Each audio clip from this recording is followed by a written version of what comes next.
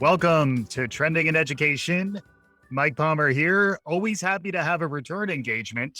Today we have Ryan Craig returning to the show. Ryan writes a biweekly newsletter called Gap Letter at gapletter.com. I was just ramping up on it. It'll be part of what we talk about in our conversation today. First off, Ryan, welcome to Trending in Education. Welcome back.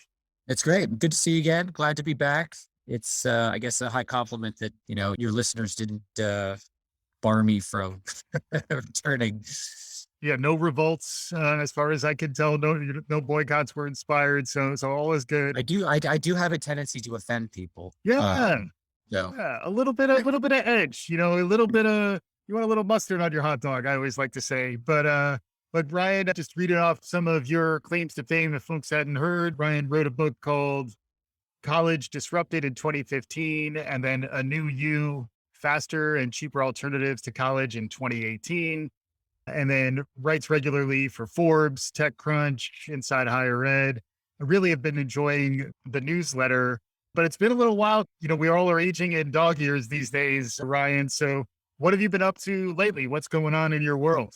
yeah, no, look, when I wrote the book, 3 years ago, it was sort of a guided tour through the emerging landscape of what we call last mile training, which is effectively what is needed to fill the gap between the education and employment ecosystems, the combination of digital and tech skills, platform skills, plus business skills, knowledge that our existing higher education institutions don't train on, and that companies and employers are increasingly requiring in entry-level positions, sort of the landscape of boot camps and apprenticeship programs. And we sort of hit upon a formula that really worked better than anything we'd seen. So I forget the last time we spoke, but I think it was probably when my firm was called University Ventures. We changed our name to Achieve Partners, in part because the pathways that we're building aren't necessarily university focused. And it's not ventures, because the model that we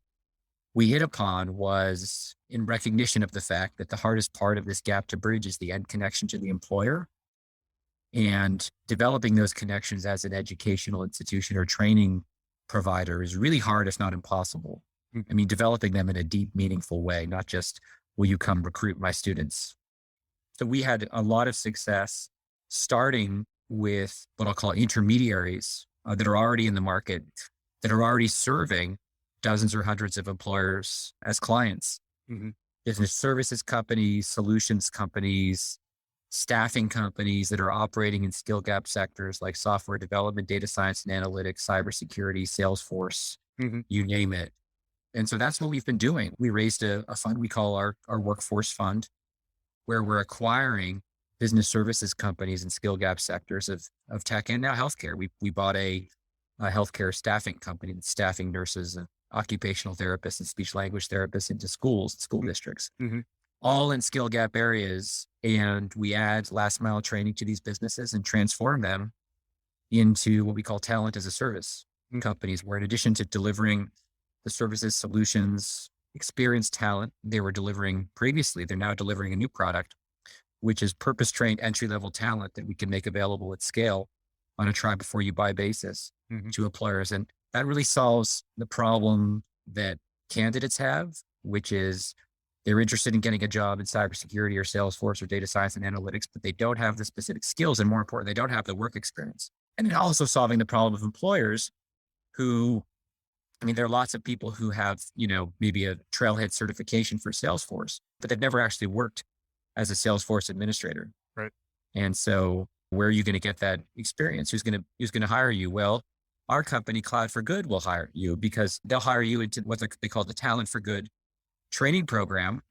And you'll get the skills and you'll get the experience, because you'll be assigned on a client project. Right. That's a 2-year pathway where the expectation is after 2 years, you're going to convert over to an employee at the client. Yeah. And so clients love it because they're not only getting the work done, but they're getting the talent at the end of the line, the talent that they couldn't find, and talent that tends to persist a lot longer than direct hires. Yeah. So it's working extremely well. We've made 5 investments in the last year and a half, and we'll probably do another 3 or 4 this year. Again, looking at all of these different areas where, you can look at the BLS data and we'll tell you where we have all these open, unfilled jobs in the economy. And that's where we desperately need to build intermediaries to help bridge the gap. Yeah. And it's interesting the evolution from university ventures to achieve partners in that it sounds like you're thinking and maybe some of your investment theses evolved over time in terms of how much change was actually going to be affected within the university setting, within the traditional higher ed ecosystem versus outside.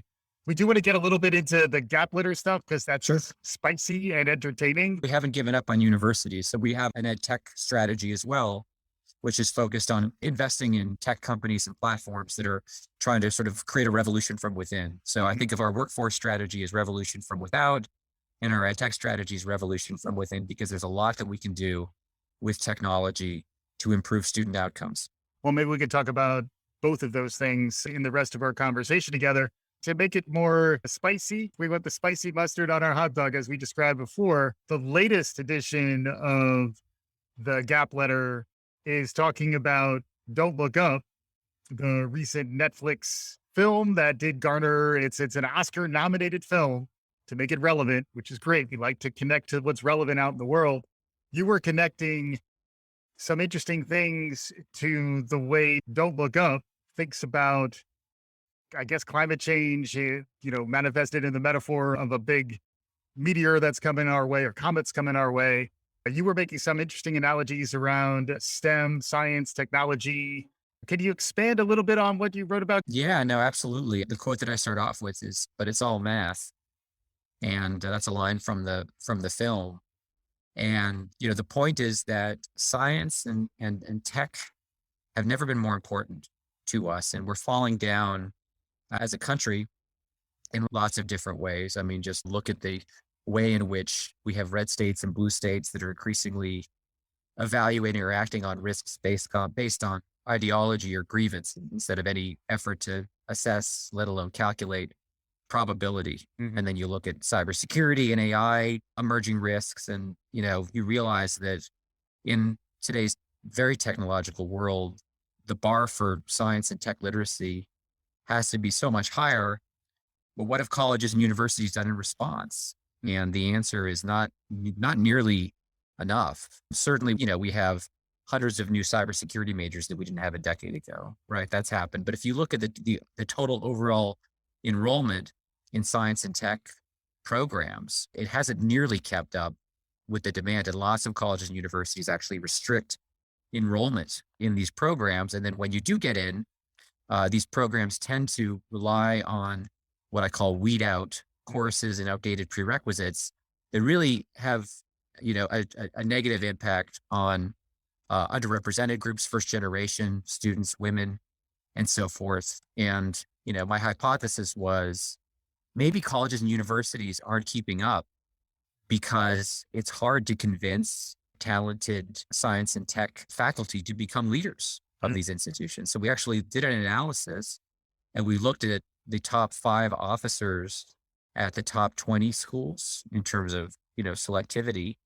And 61% of presidents, provosts, and deans have a science and tech background. We did a sample of Cal State and SUNY and the Pennsylvania state system institutions, and only 38% of those leaders had any science, any degree anywhere with any science or tech in them. So, 62% are humanities and social sciences and Mhm.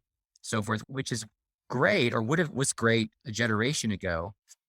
But in my view, you you really need leadership that has, network connections, interests in science and tech if you want to try and transform what is effectively a broken engine of science and tech education. And that's, not every school, obviously. There are lots of less selective schools outside of the top 20 that are science tech focused to do a good job on that. But, Cal State Dominguez Hills, for example, needs to do more. The notion that Cal State Dominguez Hills or East Stroudsburg University in the Pennsylvania system, that they're going to produce, their share of accountants, but not engineers, is really problematic for us in terms of national competitiveness, in terms of equity, and in terms of student outcomes. It's a real problem. So, the punchline is, if you're a board of trustees and you're doing a search for a president, or if you're a president and you're, trying to figure out who the next dean of the undergraduate college is going to be, obviously you're prioritizing diversity, which we should, because our leadership should look like our, population and the student body. But you should also be prioritizing science and tech in terms of choosing your leaders at these less selective schools. And if we do that, then I think we've got a shot at trying to make the change from a broken system to one that is really working and producing a lot more science and tech Yeah. grads. Yeah. And beyond the zeitgeisty relevance of the don't look up angle, which I did appreciate, the connection to pipelines into the private sector, where if you are an engineer, you have an engineering background and you've become a president of a university, it's more likely that your network is going to facilitate those pipelines, that your orientation towards those programs is going to be more designed for the future of work and where the jobs are going. Any read on that? Anything new and emerging around job trends? Or you mentioned cybersecurity. A lot of people are talking about Web3 nowadays. I don't know how you're reading what's emerging in the job marketplace, but I'd love to get a little bit of perspective from you on that. Yeah, I think the sort of new stuff on the margins gets probably too much attention. There are 300,000 open unfilled Salesforce jobs in the country, right? Salesforce is doing their Olympic advertising. What is it? Team Earth. It's like, let's not worry about Mars just yet. We've got problems at home. So, let's not worry about emerging areas of AI and so forth. Let's focus on, where the jobs are, the unfilled jobs are, and they're in Salesforce and they're in all these sort of platform oriented skills, HubSpot and others. And Google just announced a $100 million grant to, was it Europe and Merit America and one other, which is great, because as of a year ago, their strategy was, well, let's just make these online asynchronous training programs available for free. But the problem is that the people we must care about are not going to get through those programs, these online asynchronous programs. And so they need a wraparound immersive program, which is what the Europes and Merit Americas of the world are providing. So that's absolutely the right approach. We need to be training on the specific tech and platform skills where these jobs are open. And at a minimum, providing, wraparound services so that students will complete them. Still doesn't answer the fundamental question of who's going to hire these newly minted Google certified individuals if they don't have work experience, Right. Which is where our model comes in. So our hire, trade, deploy models say, well, it starts with a job. You're hired from day one of training. You're being paid, $45,000, $50,000 a year, even while you're training. And then you're going to be deployed on client work.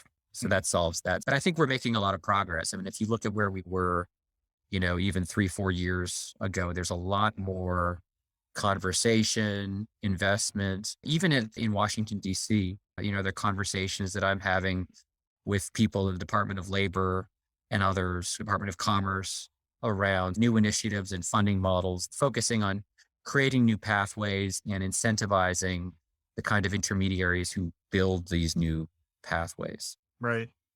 And then what about the critique around this segment of the workforce not going through a traditional 4-year degree pathway, ultimately closing doors to them? What do you think about that argument? It's been a long time since I've heard that. I think that the answer is a job. Even the most sort of 4-year degree centric progressive really doesn't have much of a response when you say, well, but we're going to give them a job where they're making $50,000 a year plus benefits. Mm-hmm.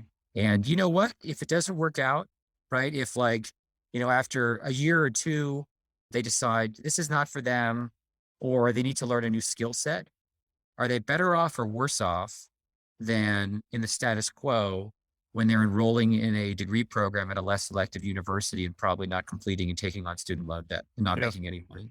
Right. So to me, the answer is, apprenticeship is really, it has support across the spectrum. Mm-hmm.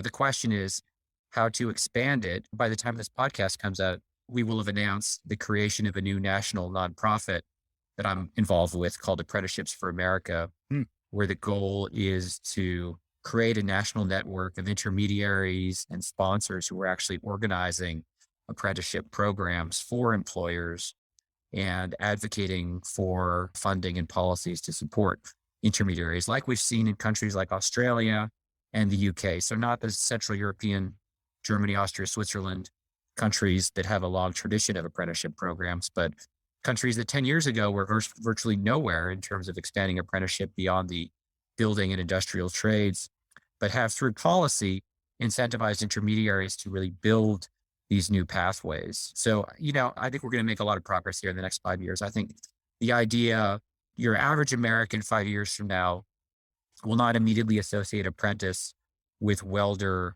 Mm, or, electrician mm, the way they do today. mm. And we'll be a better country for it because it means, more higher value, lower risk pathways to economic opportunity and socioeconomic mobility. Yeah, that's great stuff. And that speaks to maybe the first of the two parts of the conversation we were talking about at the top, where that from without, that's the new pathways, the apprenticeship model, which is in some ways timeless too. That's a model that's been around. It was around before we had college, right? I mean, Exactly. if Yeah. Yeah. the original model, and it just goes to show you, college, and I talk about this in my first book, college really emerged as a way for the merchant class to, demonstrate to society that their child was, of a higher class. And so Yeah. they're going to send them Yeah. to college effectively. It was only basically 50, 60 years ago that we decided as a country that that was going to be the primary or sole pathway to good jobs. Mm. Even in the 70s and, maybe early 80s, that wasn't necessarily the case. But it's really been the last 30 years where that's been solidified. But I think from the Great Recession, it's begun to Right. break apart. And what's missing now are the alternatives. And I think that once we have, in every major city in the country, dozens and dozens of these pathways that are providing friction free, no tuition, get paid, guaranteed job into, tech and healthcare and financial services and logistics, careers, entry level jobs, and turning entry level jobs into truly entry level jobs because there are millions of them that, are supposed to be entry level jobs. But if you look at the skill and experience requirements, turn out to not be entry level jobs anymore. Mhm. Well, if you have intermediaries coming in and building these pathways and investing in the talent, then they really do become entry level jobs again, and you're building these bridges. And I'm convinced this is the single biggest domestic challenge this country has. I think that a lot of the social and political turmoil over the last decade has arisen from the sense that a large percentage of the population feels sort of shut out of economic opportunity and the dynamic economy because we're telling them that college is the only pathway to it. And for lots of people, that feels unrealistic. Mhm. So how do we build those bridges? Yeah. Yeah. It's really interesting stuff. If you like what you're hearing, gapletter.com is where Ryan is putting these gems out there every couple of weeks. Recently, I saw you were writing about machine learning and artificial intelligence, which is another aspect of the evolution that is happening around jobs and the future of work. Any perspective on that? The point I was trying to make is that it seems like in many respects, machines are doing a better job learning than people are. What can we learn from machine learning? But, I think that when you have over 10 million unfilled jobs in the country, you know, we don't really need to focus yet on all the jobs that are going to be lost or transformed through technology. Mm. The focus really ought to be on how do we take people who are unemployed or underemployed or unhappily employed and skill them and provide them with the requisite work experience so that they'll be able to go in and fill some of those jobs. Yeah. And, technology has always changed the nature of work and it's going to do so. And I don't feel like we're going to see a step function change, even with AI and RPA and so forth. I feel like it's going to be, more of the same in terms of the level of change that we've seen over the past, decade or two. And then what about the evolution on the employer side, which I saw you noting IBM and other organizations removing Yeah. degree requirements and also for a lot of your thinking to work, it requires engagement with the private sector to develop the apprenticeship. What's been happening in that space? Yeah. So look, I would divide the employers into three camps. You've got the visionary, mission driven employers like IBM and I think Ernst and Young and others that really understand the current hiring system has not only created issues in terms of talent shortages for their company and workforce, is creating bigger social problems as well. And so making an intentional effort to change hiring practices really from the top of the hiring funnel on through. That means removing degree requirements from job descriptions. Interestingly, I just saw yesterday, Indeed, the biggest job board, just did that for their own jobs. Ah, It's a good indication. They just removed degree requirements from their own jobs. hmm. And then the second category would be employers who are sort of being forced to make changes simply because they can't find talent. So I think that's a bigger pool of employers, but the biggest pool are employers who are just doing nothing, uh, and leaving jobs unfilled. Hmm. What will it take to solve that? And again, our answer is I take a rather Hobbesian view of employers. I think that, they're not going to change. They're focused on 100 other more important priorities, like selling more and generating more revenue, and talent and hiring is, secondary or tertiary. Obviously it's an input. But if you're mean, British, and nasty, it's not your top priority. Shout out to Yeah. Thomas Hobbes. So we think that the answer is we need intermediaries to kind of serve up perfectly trained, experienced talent on a silver platter for them, and they won't say no. Mhm. And I think that probably characterizes 90% of employers out there. They're not going to change. They're not going to run their own apprenticeship programs, but they will take talent and they'll pay for it if you train them up, give them experience, and deliver it. So, I think that this emerging intermediary ecosystem is going to be very large. Could it be as large as the current post-secondary education system? Yeah, probably not, but it'll certainly be a reasonable fraction Mhm. of that size as we bridge that gap. And that'll be a big market. Yeah. And we've made it almost a half hour into this conversation without talking about the great reshuffle, the great resignation, the great, Right. whatever you're going to call it. What are your thoughts on the spirit of the troops out there in terms of the broader job market, career sensibility? Is that myth? Is that real? No, it's absolutely real. Even at our own portfolio company, I mean, fortunately, they're all sort of impact oriented, mission driven, which is not something every company can say. So we haven't really had retention issues at our companies, but I understand it. It makes perfect sense. There are a lot of jobs out there that are just bad jobs. And a lot of those jobs, particularly frontline worker jobs in, hospitality and travel and logistics and transportation and so forth. What's the pathway?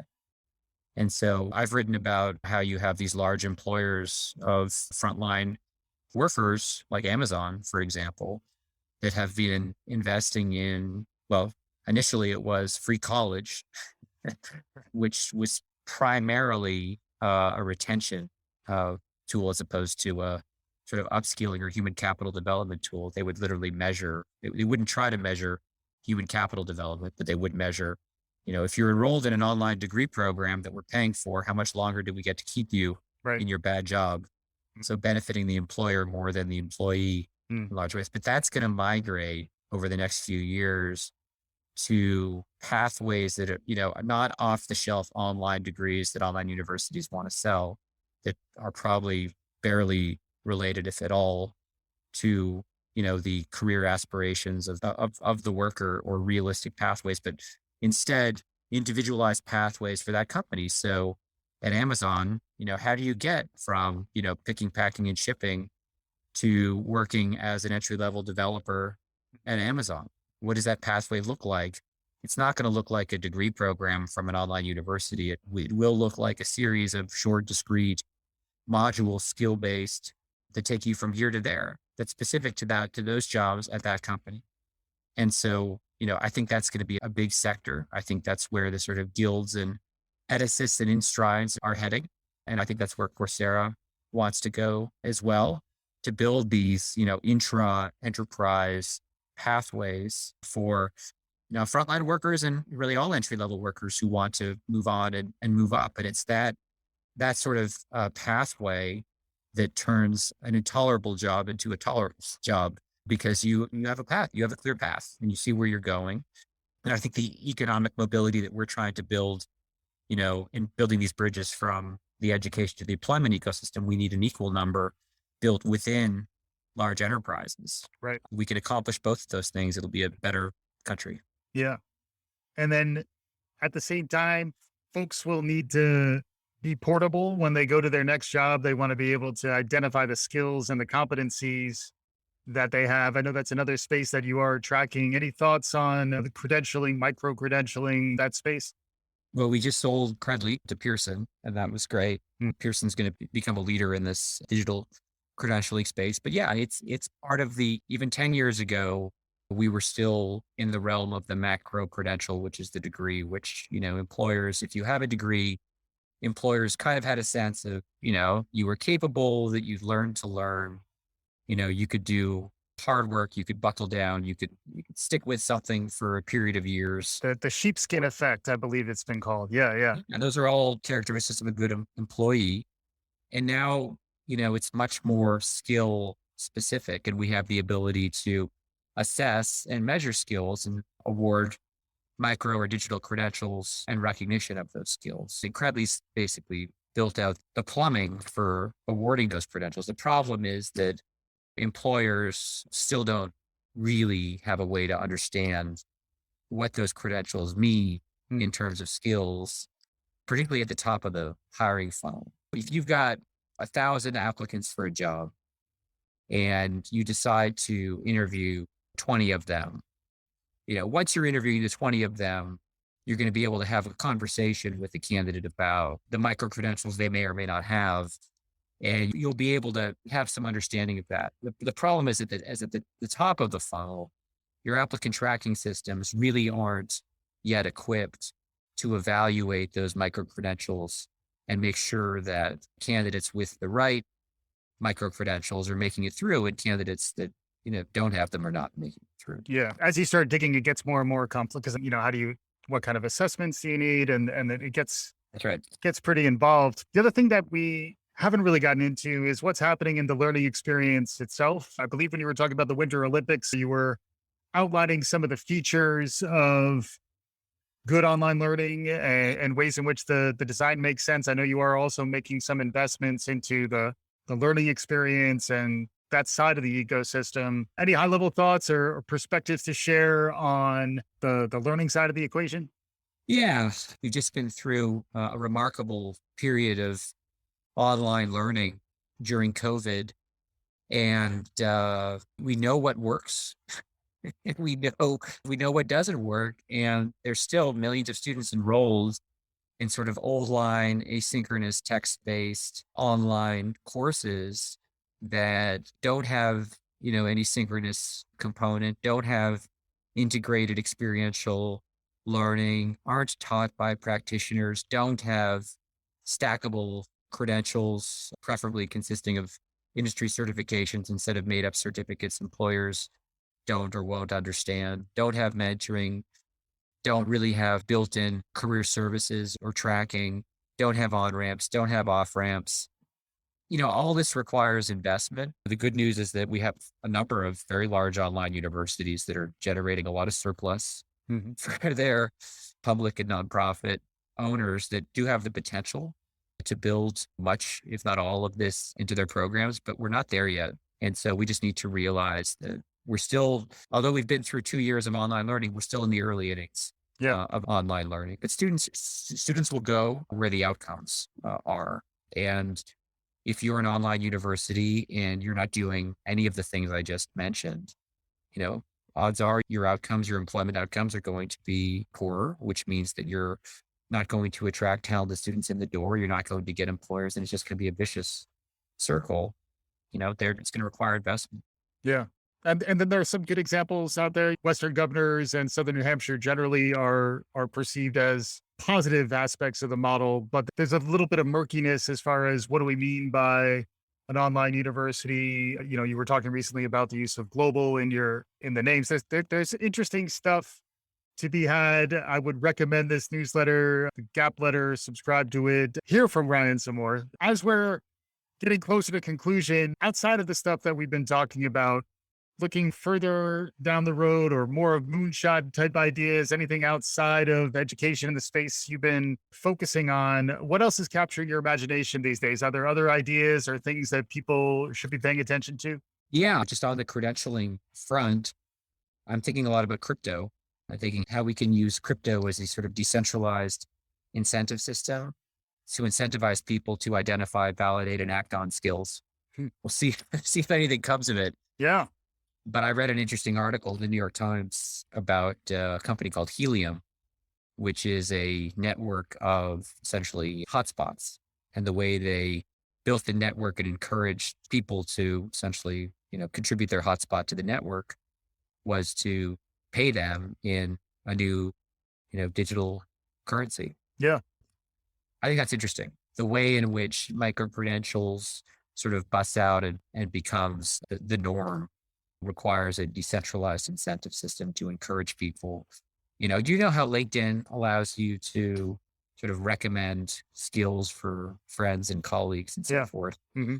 There's no accountability to that. Hmm. I don't know how frequently that's used or relied upon, but there has to be a way to use what I'll call a skills coin to incentivize the people who actually know if you have skills, to identify them, to validate them, and then for employers to act on them and reward the people who identified those appropriately. Yeah. The crypto connection is interesting because frequently I've heard the connection to blockchain, Yeah. but the incentive that's built. Yeah. Putting a digital credential on a blockchain is fine. From a functionality standpoint, is that different from what Credly is doing today? Not really. Not really. So to me, the leap is, how do you incentivize people to identify skills and hold them accountable for making sure they're right? Mhm. Yeah. Yeah. That's interesting. And you could definitely see that all powered on the new emerging. We'll put on our VR headsets and we'll start federating each other's skills in crypto. A lot of that is hooked up. But I think the idea that, again, a decentralized incentive system around skills and credentials, someone's going to figure it out. So maybe it'll Yeah. be us. Yeah. All right. It's a nice one maybe to end on. Ryan Craig is the managing director of Achieve Partners. He's also the writer behind the Gap Letter, which I would recommend folks to subscribe to. Lots going on here. Ryan, always a pleasure to have you on. By the way, talking about incentives, with your third appearance on Trending in Education, you qualify for a refrigerator magnet. So I want to beat me with that. But thank you so much for joining us. That's great. That's great. Good to see you, Michael. Thanks for the conversation. Awesome. Hopefully you enjoyed what you're hearing. If you did, write us a review, share the good word. We'll be back again soon. This is Trending in Education.